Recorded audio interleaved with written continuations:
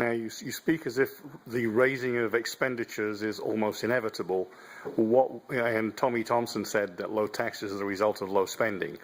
What would you do, or what would you try to encourage your colleagues to do to reduce spending and bring taxes down for everybody?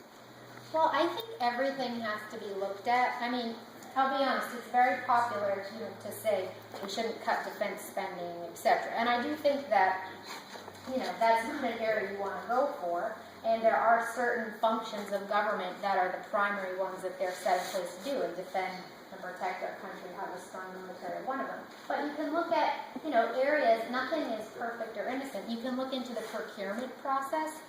You mentioned about small business earlier. Well, I've actually lived vicariously through my dad, who has a small aeronautics company that he's been starting basically for 7 years now, or 8.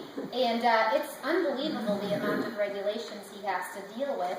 But at the end of the day, and he finds he has a great product that would save, that he's working with, different governments and helicopter fleets that would allow them to basically be safer and better, but not have to have the whole piece of equipment replaced. Well, guess what? When it comes to our government, nobody's really interested in finding the best product at the lowest dollar, because we have an incredible system of waste where, you see it. You just see it. They're not interested in finding the best deal to spend the least amount of money. They're just interested in continuing to fund, certain businesses and certain industries, and unfortunately that's the case in defense as well. So I guess my point is just that I, touched on that one, not because that's the first one I would go to, but just because that's one that it's there to do one of the most important functions of government, and even there's a lot of waste. So it's just an example.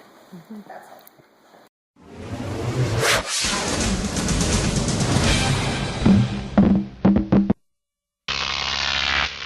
Croc TV.